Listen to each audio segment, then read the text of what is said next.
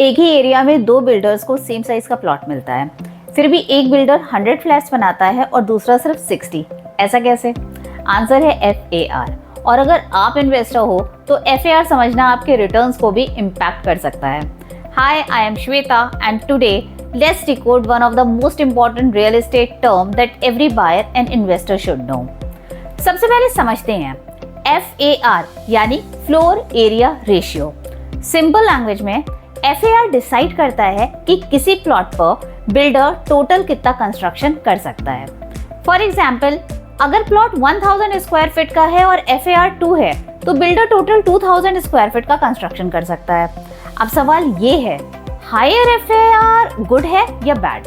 Answer is it depends.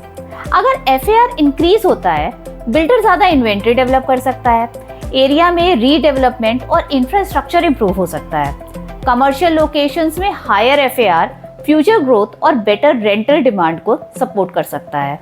But here is the other side, अगर higher FAR के साथ roads, parking, water supply और civic infrastructure improve ना हो तो वही एरिया ओवरक्राउडेड फील हो सकता है।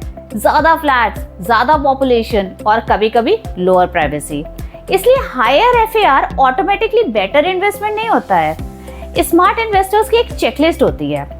इन्वेस्टमेंट से पहले सिर्फ FAR मत देखिए, ये भी चेक कीजिए क्या इंफ्रास्ट्रक्चर भी इंप्रूव हो रहा है, फ्यूचर मेट्रो, हाईवेज या बिजनेस हब्स आ रहे हैं, डिमांड सप्लाई को एब्जॉर्ब कर पाएगी, डेवलपर प्रोजेक्ट को कैसे प्लान कर रहा है, और फाइनली FAR एक अपॉर्चुनिटी भी हो सकता है और एक रिस्क भी।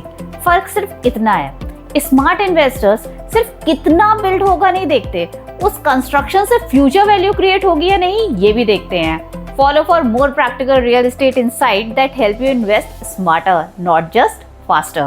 Thank you.